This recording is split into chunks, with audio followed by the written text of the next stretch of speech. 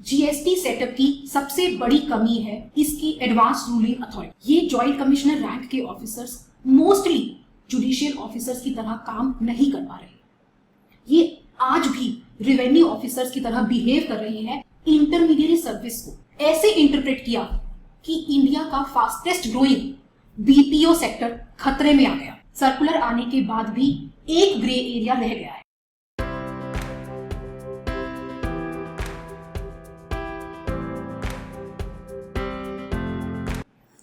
Hello everyone, मैं हूं Nidhi Gupta and welcome back to my YouTube channel. Intermediate service के scope को डिफाइन करने के लिए 45th जीएसटी काउंसिल मीटिंग ने एक डिसीजन लिया कि वो इस संदर्भ में अप्रोप्रिएट क्लैरिफिकेशन इशू करेंगे और अब वो उस क्लैरिफिकेशन के साथ आ चुके हैं। तो इस वीडियो में हम समझेंगे इंटरमीडिएट सर्विस होती क्या है, इस इशू पर क्लैरिफिकेशन लाने की जरूरत क्यों पड़ी और फाइनली ये क्लैरिफिकेशन क्या कहता है। जीएसटी में इंटरमीडिएट कॉन्सेप्ट हूबहू सर्विस टैक्स रिजीम के इंटरमीडिएट की कॉपी है। टैक्सेबल एरिया में कोई सर्विस प्रोवाइड की जाती है तो उस पर टैक्स लगेगा, लेकिन अगर वही सर्विस टैक्सेबल एरिया से बाहर प्रोवाइड की जाती है तो उस पर कोई टैक्स नहीं लगेगा।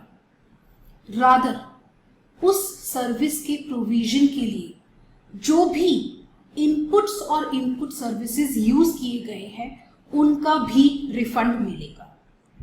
लेकिन अनलाइक गुड्स सर्विसेज दिखाई नहीं देती हैं, वो इंटेंजिबल होती हैं। तो सर्विसेज कहाँ परफॉर्म हुई है इसको डिटरमाइन करने के लिए स्पेसिफिक प्रोविजंस बनाए गए। जो सर्विस टैक्स रिजीम में place of provision of service rules 2012 के नाम से थे और अब जीएसटी में आईजीएसटी एक्ट के सेक्शन 12 और 13 के तौर पर इनकॉर्पोरेट किए गए हैं। ब्रॉडली स्पीकिंग, इन रूल्स के according location of service performance service recipient की लोकेशन ही मानी जाएगी, except in case of services relating to immovable property. तो इसके अकॉर्डिंग अगर एक लंदन की कंपनी इंडिया में अपने गुड्स और सर्विसेज की सप्लाई करने के लिए एक इंडियन कंपनी की सर्विसेज लेती है, तो क्योंकि सर्विस रेसिपिएंट लंदन में है, ये एक्सपोर्ट ऑफ सर्विस में क्वालिफाई हो जाएगा। लेकिन कन्वर्सली इसके उलट अगर एक इंडियन एक्सपोर्टर अपने गुड्स या सर्विसेज को एक्सपोर्ट करने के लिए किसी विदेशी कंपनी की सर्विसेज लेता है, तो क्योंकि वो exporter who is the service recipient वो इंडिया में लोकेटेड है, तो इस सर्विस पर टैक्स लग जाएगा। और क्योंकि सर्विस प्रोवाइडर की लोकेशन लंदन है, तो यहां ये एक्सपोर्टर रिवर्स चार्ज में सर्विस टैक्स या जीएसटी पे करने के लिए लायबल हो जाएगा। अब ये सिचुएशन है इंटरमीडिएट कॉन्सेप्ट इंट्रोड्यूस करने से पहले की। अगर इंटरमीडिएट कॉन्सेप्ट ना होता तो सिचुएशन कुछ ऐसी होती, लेकिन सरकार ऑब्वियसली ऐसी सिचुएशन नहीं चाहती थी। अगर एक विदेशी कंपनी अपनी गुड्स या सर्विसेज सप्लाई करने के लिए इंडियन की सर्विसेज लेती है तो सरकार ऑब्वियसली उसे टैक्स से छूट नहीं देना चाहती थी। वहीं अगर एक इंडियन एक्सपोर्टर अपने गुड्स या सर्विसेज एक्सपोर्ट करने के लिए किसी विदेशी कंपनी की सर्विसेज लेता है तो सरकार उस पर टैक्स का बर्डन नहीं डालना चाहती थी, क्योंकि वो एक्सपोर्टर इंडिया को प्रेशियस फॉरेन एक्सचेंज अर्न कर दे रहा है। तो इसी डुअल ऑब्जेक्टिव के साथ सरकार ने सर्विस टैक्स की नेगेटिव लिस्ट रिजीम में 1 जुलाई 2012 से इंटरमीडियरी कॉन्सेप्ट को इंट्रोड्यूस किया, जिसके अकॉर्डिंग इंटरमीडियरी सर्विस की लोकेशन उस इंटरमीडियरी की लोकेशन ही होगी। इस कॉन्सेप्ट को इंट्रोड्यूस करते ही सरकार का वो डुअल ऑब्जेक्टिव सर्व हो गया। कैसे?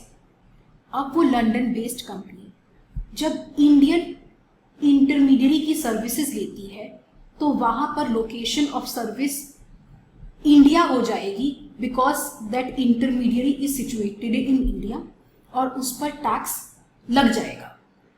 लेकिन वही जब इंडियन एक्सपोर्टर किसी फॉरेन इंटरमीडियरी की सर्विस ले रहा है तो क्योंकि लोकेशन ऑफ सर्विस उस इंटरमीडियरी की लोकेशन होगी तो ये as export of service qualify हो जाएगा और वो सर्विस टैक्स फ्री हो जाएगी। तो ये था इंटरमीडियरी कॉन्सेप्ट के पीछे का आइडिया, और यही आइडिया जीएसटी में कैरी फॉरवर्ड किया गया। लेकिन जीएसटी सेटअप की सबसे बड़ी कमी है इसकी एडवांस रूलिंग अथॉरिटीज।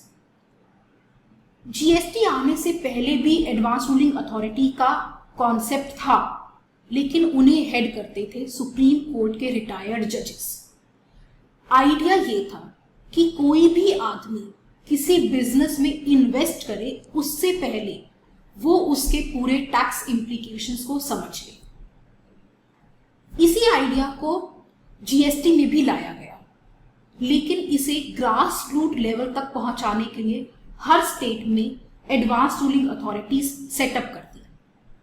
लेकिन अब इन्हें सुप्रीम कोर्ट के रिटायर्ड जजेस हेड नहीं करते, जॉइंट कमिश्नर रैंक के ऑफिसर्स हेड करते हैं।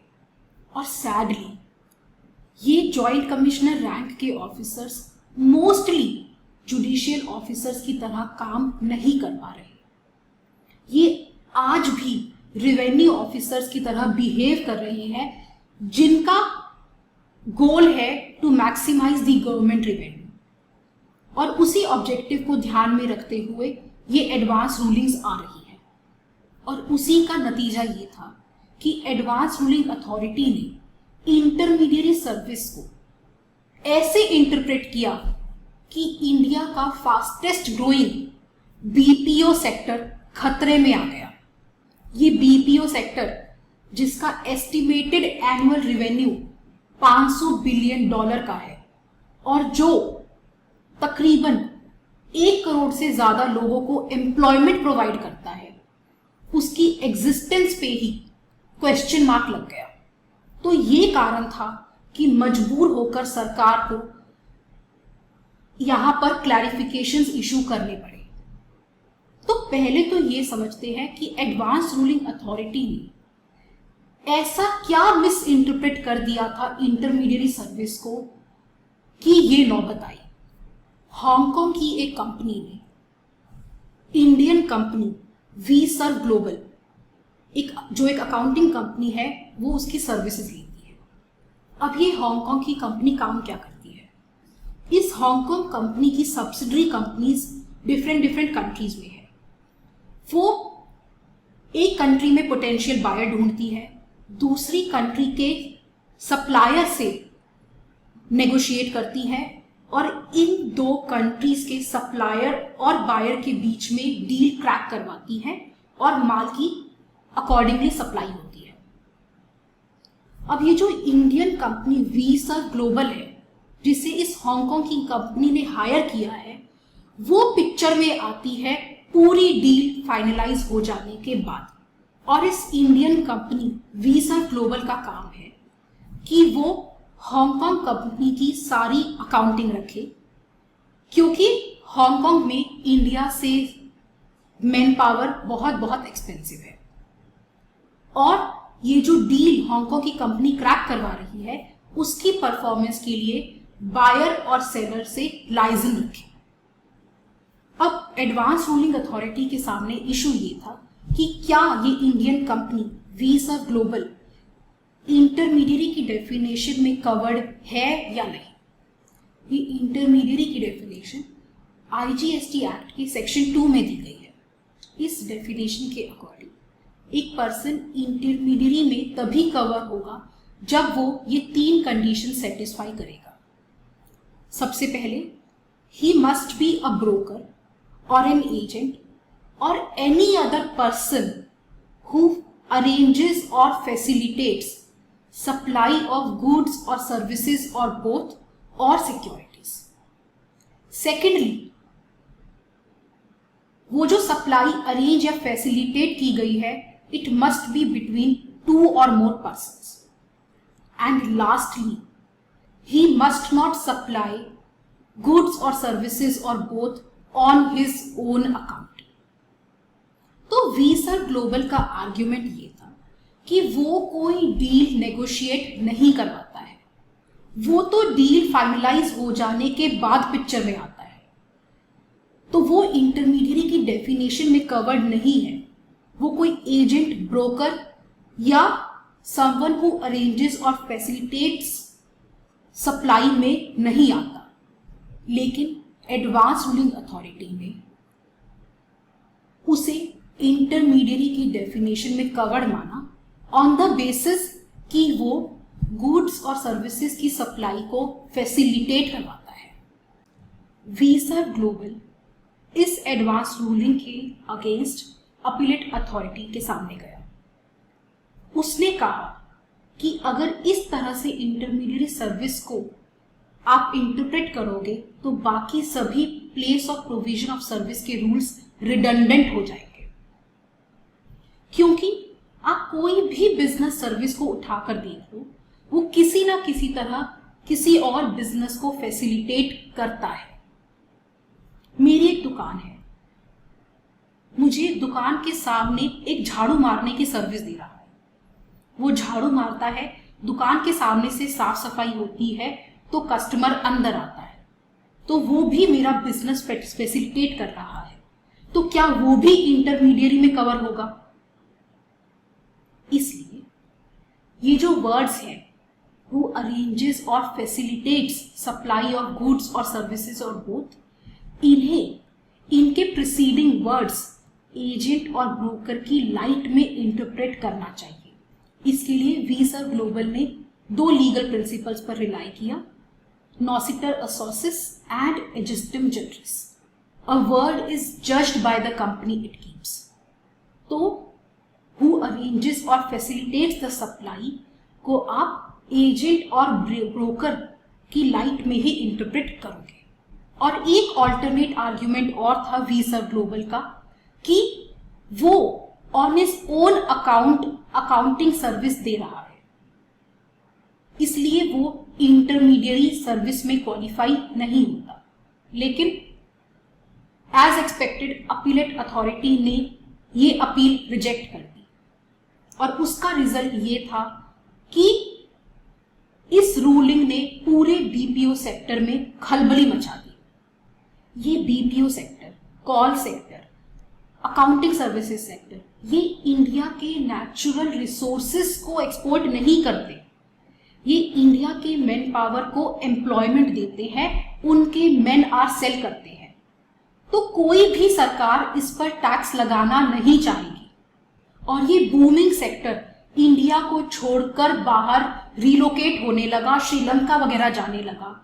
कोई भी बिना बात की 18% टैक्स नहीं देगा। तब सरकार नींद से जागी और 18/7/2019 को एक सर्कुलर लेकर आई जिसने काफी हद तक इस सेक्टर में फैली हुई मिस इंटरप्रिटेशन को, मिसअंडरस्टैंडिंग्स को दूर कर दिया। लेकिन for reasons best known to them ये सर्कुलर 4 दिसंबर 2019 को विड्रॉ कर लिया गया। तो फिर से एक बार वही केओटिक सिचुएशन आ गई। तो अब जाकर फाइनली सरकार ने उन सभी बातों को मान लिया है जो वीसर ग्लोबल कंटेंड कर रहा था और ये सर्कुलर आया है 20 सितंबर 2021 को। तो ये सर्कुलर कहता है ये जो वर्ड्स है any other person who facilitate और अरेंजेस द सप्लाई, ये इंटरमीडियरी के स्कोप को एक्सपैंड नहीं करते। इंटरमीडियरी का कैरेक्टर वही है जो एजेंट और ब्रोकर का है, जो डील क्रैक करवाता है और जो on his own account main service की सप्लाई दे रहा है, वो इंटरमीडियरी की डेफिनेशन से बाहर है। तो वो जो वीजर ग्लोबल का ऑल्टरनेट आर्ग्यूमेंट था कि वो on his own account accounting की सर्विस दे रहा है, वो फाइनली इस क्लैरिफिकेशन में एक्सेप्ट कर लिया गया है। इस बात को सर्कुलर ने 3 या 4 एग्जाम्पल्स की हेल्प से समझाया है, वो भी हम ब्रीफली देख लेते हैं। ए और बी के बीच में एक कॉन्ट्रैक्ट होता है, जिस कॉन्ट्रैक्ट के अकॉर्डिंग ए बी को एनुअल मेंटेनेंस ऑफ मशीनरी की सर्विस देगा। ए यहां पर इस सर्विस के लिए सी से सब कॉन्ट्रैक्ट कर लेता है और अब सी ए के बिहाफ पर बी को वो एनुअल मेंटेनेंस की सर्विस दे रहा है। तो यहां सी इंटरमीडियरी नहीं है, क्योंकि वो on his own account main service supply कर रहा है on principal to principal basis. Similarly X और वाई के बीच में कॉन्ट्रैक्ट होता है, जहां एक्स कस्टमाइज्ड सॉफ्टवेयर्स की सर्विस देगा। एक्स ये कस्टमाइज सॉफ्टवेयर बनाने का काम आउटसोर्स कर देता है जी को, जो क्लाइंट के पास जाएगा, उनसे बात करेगा, उनकी रिक्वायरमेंट को समझेगा, अकॉर्डिंगली सॉफ्टवेयर डेवलप करेगा। तो यहां पर ये जी एक इंटरमीडियरी नहीं है, वो on his own account service की सप्लाई दे रहा है। वहीं दूसरी तरफ पी एक मशीन का मैन्युफैक्चरर और सप्लायर है, जो क्यू की सर्विसेज लेता है।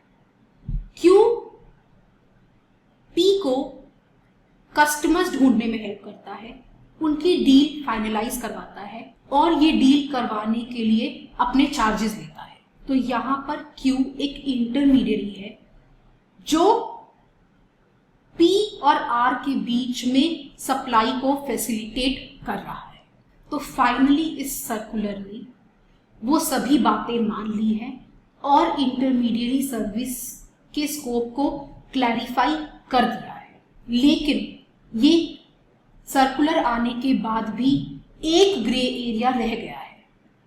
आज भी जब एक इंडियन कंपनी 2 ओवरसीज कंपनीज के बीच में डील क्रैक करवाती है, तो वो इंटरमीडियरी सर्विस के स्कोप में कवर हो रहा है और वो सर्विस टैक्सेबल है।